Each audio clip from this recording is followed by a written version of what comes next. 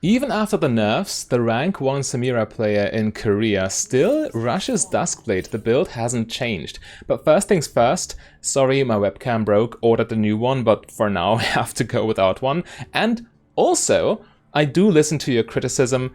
So some of you said you wanted to have the item build and the rune page up front, so here you go, you have both of them, so you don't have to skip through the video if that's all you came for. And also another person said the video was not really well paced, these mid-beast style videos, and I will do more in post-production in the future to hopefully get a bit of better pacing, and I will also pay more attention to the game, period. And so in this fight, the Samira player gets ganked from behind them. This is also why you always start E level 1. E is just the best skill level 1 you can have. You just farm with autos, easy, and if anything like this happens, or if you get a good engage, E is just so much better than Q. And, well, in this situation, we're kind of in a bad spot from this Samira's perspective, because, well, you are not in a position where you can go for a level 2 advantage. You just have to sit back and wait for the wave to crash. So, Samira is an inherently reactive champion, right? You can't really do, or you can't create plays yourself efficiently. You can only follow up on what your teammates are doing, which is true for pretty much any character in League of Legends to some degree, because it is a team game, but for Samira even more so. She doesn't have a good engage spell. Most AD carries don't, but for example Ashe, she could always just arrow to create plays. That's like the best example, I guess. But on Samira especially, you just need to wait for your supports to do the things in lane. For example, this is also why you like to play her with tank supports. As soon as Nautilus lands a grab, it's a clear sign for you to, well, click on them for your passive and then go ham. But for the most part, you're just sitting back and farming it up and don't want to take too much poke damage, because if that happens, you won't have the HP you need to, or you need up front to make that all-in happen. So after that disastrous level 1 gank, well, it didn't lead to anything major, but after that level 1 gank, Samira needs to be on the defensive here. So while they're farming it up, let's quickly talk about the build. Or actually, no, Rek'Sai is ganking, or looking for the counter gank. As we can see here, there was the enemy jungler as well, and here we have the hook. So this is the exact situation. The team is making something happen. Samira sitting back, using her passive, then dashing in. Yeah, as soon as you can follow up, Samira has one of the best follow-ups in the game. There's literally nothing the enemy can do once that hook lands, because Samira's follow-up is just free. Volibear might escape here, and I mean, Samira can look to do as much damage as possible, but then likely goes down, which is fine. She set up her team for success here, and Tristana should die as well. And before she even returns fully to lane, Nautilus is in the next fight, which kind of sucks. Samira is kind of late to the party, but still, the hook landed, so she could follow up with her passive and go completely ham there. And, okay, forcing out the flash from Rel. She does have the movement speed from her passive, but Rel too close to her tower. But this is where you really need to take note if you want to be a good Samira player yourself. In the beginning, where the situation looked a little bit dire after the gank level 1, she was completely passive. She sat back, she farmed, she even gave up CS where she had to, and as soon as her team made something happen, she immediately flipped that switch. You want to play passively before anything happens, and you want to immediately go in the offensive as soon as your support, or your, well, in this case your jungler, also make an engage happen.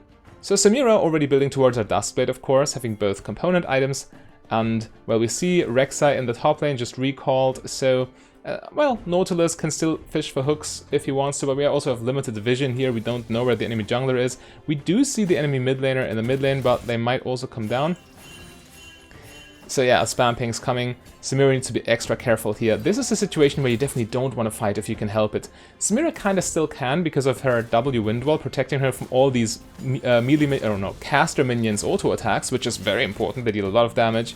But ideally you want to thin out the wave as much as possible before anything crazy happens. Tristana looping around, trying to dive, finding the Rek'Sai, hook lands.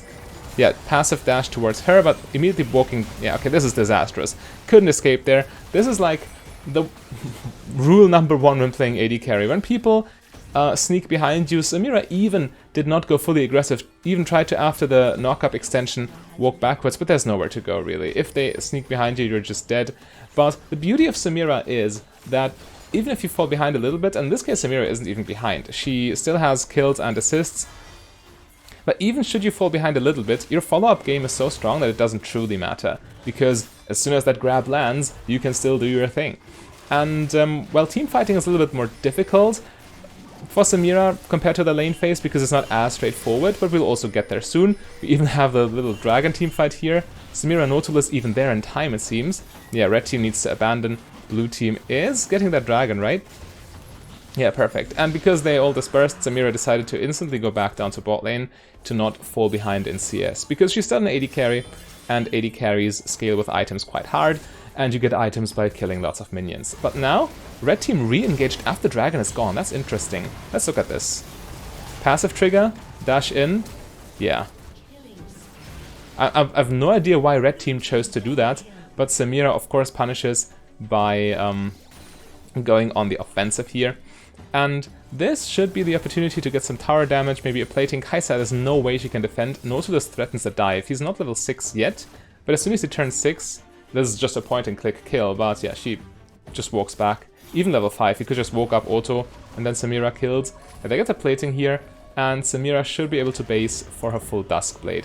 So in case you're wondering, in case you haven't been reading all the patch notes, and no shame for that, it's a lot of patch notes every 2 weeks, Duskblade got the invincibility removed when or it doesn't trigger when you kill with a channeling ability. So with Samira's ulti, or with Misfortune's ulti, for example, or even with Scion's ulti, if you kill someone with a channel ability, you used to still go into invincibility, and in Samira's case keep channeling, so you were spinning in your ults being completely untouchable, which was obviously kind of broken, so Riot removed that. But still, Duskblade is so strong, because, well, Samira deals most of her damage with her abilities, namely with her ulti, once she goes in, and Duskblade gives your ults more damage the lower they are. Okay, this is a nasty situation, we need to look at this first.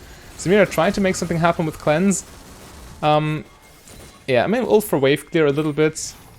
And this should be, yeah, they're dead, they're overextended. Azir, even with the teleport, probably not needed.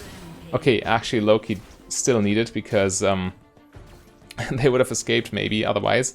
But yeah, this Duskblade, the big selling point of Duskblade is that you are, well, first of all, it's a lethality item, and champions that deal physical damage with abilities benefit from lethality a lot, since lethality also increases the ability's base damage, which your attack damage stats won't do, because that's only for the scaling.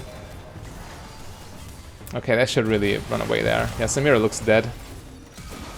Yeah, attacking a tower always super risky when you don't know, or in general, just it's a risky move. People want to defend their towers, right? But oh, this is looking nasty now. Slightly overextended. But inherently, Samira is a good lethality user, so a lethality mythic is kind of logical, right? And Duskblade still has this massive bonus damage when you are fighting against low health targets, and Samira can then just execute them. So, in terms of the item build, this player is kind of flexible. They have a build they use for snowballing, and they also have a build they use for more defenses. It really depends on the pace of the game.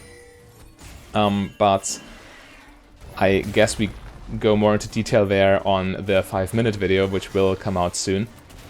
Anyway, Herald running it down, but we shouldn't... Samira actually doesn't need to be too careful here. She has Nautilus here, she has Rek'Sai here. Now she can actually afford to stand that close to the tower. Yeah, there we have the hook. Just as I've said, as soon as that hook lands, Samira just mashes her keyboard and does her thing. So you of course want to combo your spells correctly to get your ult stacks, or your passive stacks in this case rather. So if you have a look, the grabs come out right here. Samira used her Q, so she can then auto with her passive for another passive stack. And then we have the E dash. You could press W before that and then dash with E to get even more stacks for your ult, but here she just finishes with her W. But for more stacks for your passive, you can W, then E, so W hits twice, before and after the E, which counts for an extra passive stack, in case you need it. And this is what I intend to do with editing and post-production, to make these situations a little more clear for you. Let me know how you like this aspect of, or how you like this, what I just did there. Should I do it more in the future? But yeah, I'm always open to feedback. I want to make the best videos possible for you to enjoy and learn.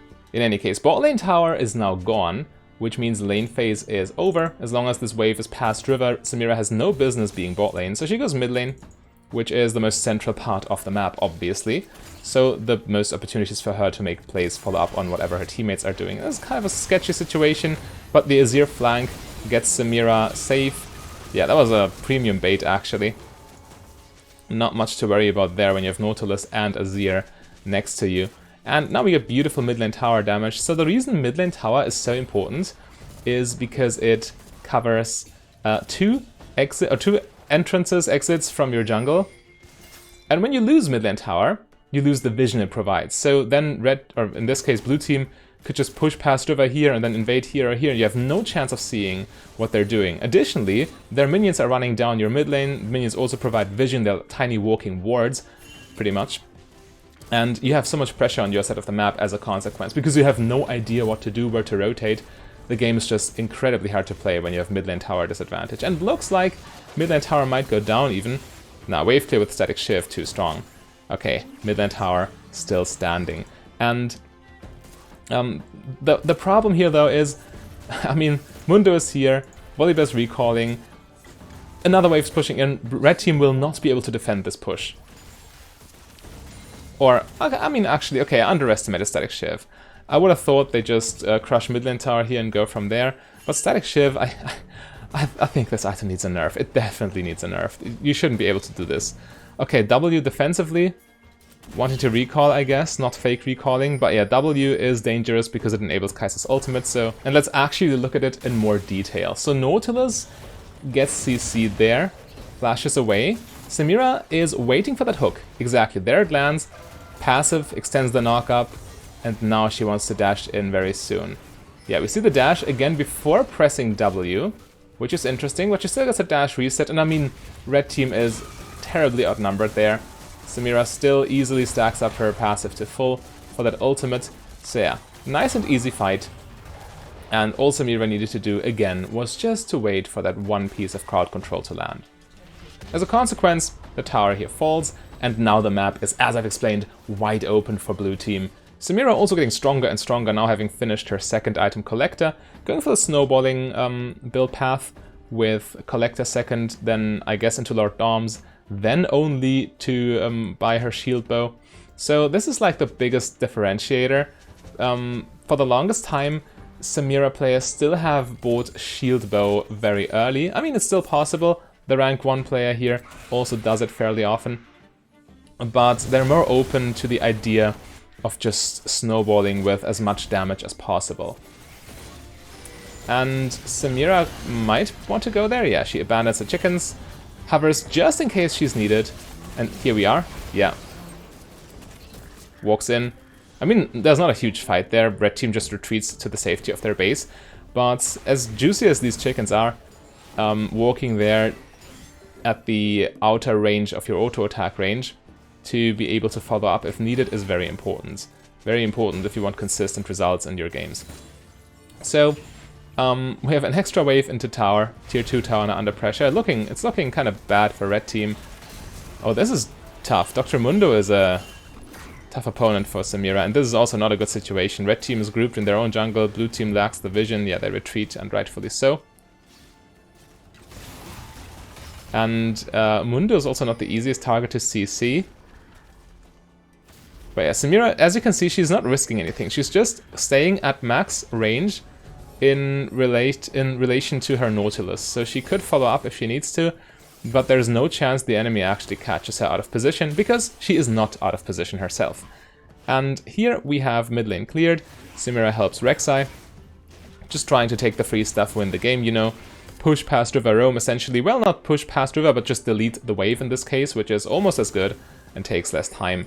And as you can see, she's there for the next wave. She didn't lose anything. And, well, now she can push past river again, which means these minions wander, as I've explained. We see most of red team, and they need to respond to this. This is like, again, this is so tough for red team, because, well, they're losing farm, and they're losing pressure on the map. They see... Blue team sees 2 of them right now, And red team, on the other hand, has no idea what blue team is cooking. So they need to try and equalize, they need to try to retake that mid tower, or else the game will go worse and worse. Samira now working towards her Lord Dominic's regards. You can of course also go for Mortar Reminder if the matchup calls for it, but Mundo and Volibear stack so much HP that the bonus damage from Lord Doms will be way more valuable, especially considering the healing reduction is also something your teammates can just buy. So we have a second Rift Herald that we just took for free after pushing the wave past river, and this cracks open another mid lane tower, which makes the aforementioned situation of the, well, lack of vision, it just makes everything worse for red team. Mid lane towers are so important, and this push looks like something big. We might even see an engage here because the tower just falls, but yeah, red team just retreats farther and farther back. Tristana trying to get some kind of counter action here, some kind of counterbalance. Herald does not get an extra charge. This still looks kind of rough for red team. Well, blue team's... Yeah, blue team... Okay, Samira is getting engaged on. How did that happen? So the Herald is already dead. There's no reason to be that aggressive. Attacking a tower is always a huge commitment for an AD carry. And Samira is frontline right now. She is going against the axioms of playing Samira, which is you want to be reactive. Greedily tries to take the portal, which gets her engaged. She takes damage from smite, so she can't take the portal. But here, we can see the rank 1 player goes against the grain of what Samira tries to do and gets punished immediately. This situation could have been so much better had Samira just stood farther back and had Nautilus, let's say, Nautilus be the one to get engaged on, because then Samira can follow up. If it's the other way around and your teammates have to follow up on what happens to you, then you're just not using the strengths of Samira as a champion. She will likely just go down here.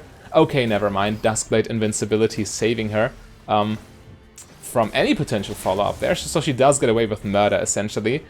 Super lucky on Samira's part, but just to show you how hard you will get punished if you don't play according to your champion's game plan. So she tries to continue this fight, even has her ulti.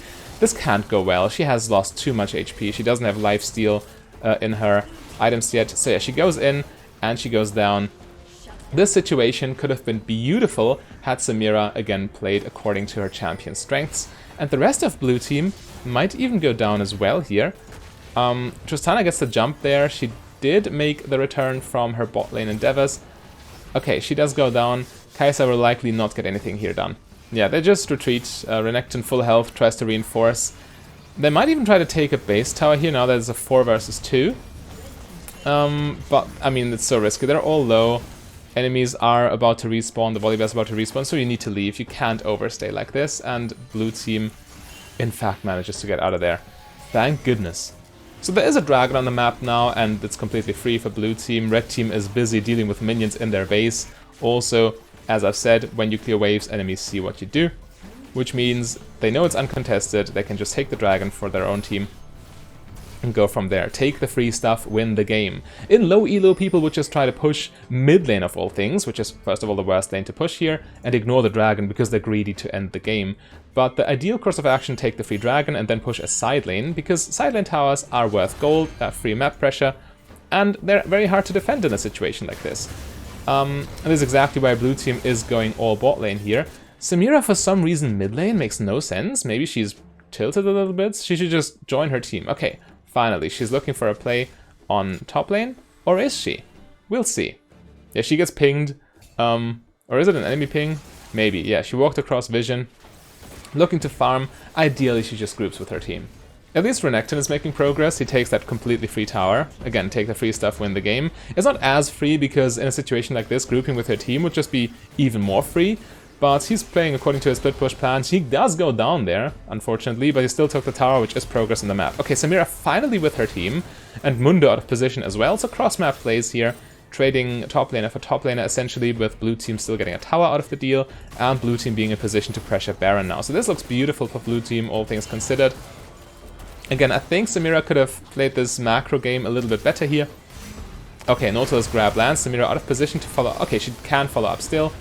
And as we can see, she just presses buttons and blue team, red team goes down. Not much to really analyze here. It's just a clear example of how powerful numbers advantage is. Tristana does get some counterplay here, does kill Samira in the end, But this was still correct decision making from Samira. Just go in there with numbers advantage as your teammates land their crowd control. Is exactly what Samira is designed to do, and the score speaks for itself. 1 person down on blue team, 3 people down on red team. So Samira now has 3 completed items, and Baron is still a very juicy objective to pressure.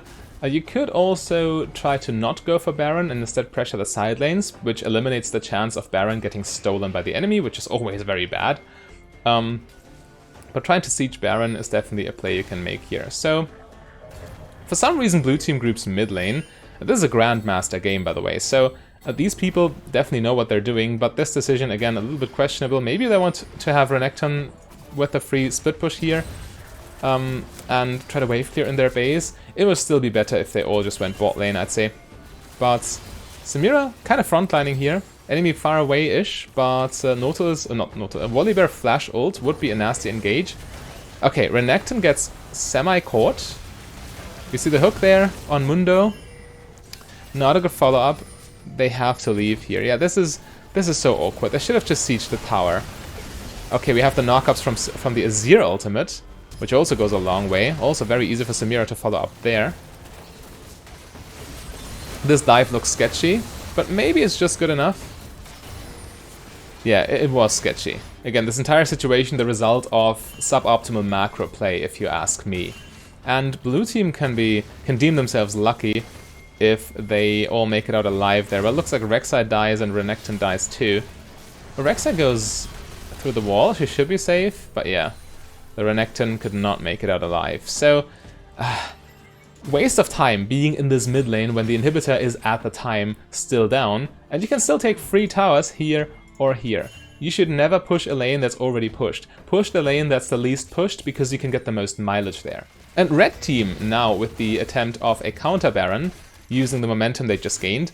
Samira though, she has a full shield burner on top of everything. She's entering very late game territory in terms of item build. But what can blue team really do there? They need a good engage. Okay, the good wall. Red team gets Baron. Anyway, let's look at Samira exactly, because this is of course a premium situation for Samira. A very big potential team fight, and all she really needs is one opening to get going. So Azir dashes in. This is the teammate she's been waiting for. The knockups happen. Click on them for your passive, while red team does get the Baron here. Samira has 2 passive stacks already. Yeah, now W, and there's the E-dash. W-E, second W hit. Look at the passive going up. Now 1 more attack, and ult is ready. In the middle of 3 people. Getting so much damage on them with all her damage items, and with the lifesteal from Shield Bow staying alive herself long enough for a beautiful quadra kill. And yes, red team did get the Baron, but they're all off the map now. And they just surrender. And understandably so. Blue team could have probably finished. If you want to learn more about AD carry macro, because it's so important, click the link on your screen right there.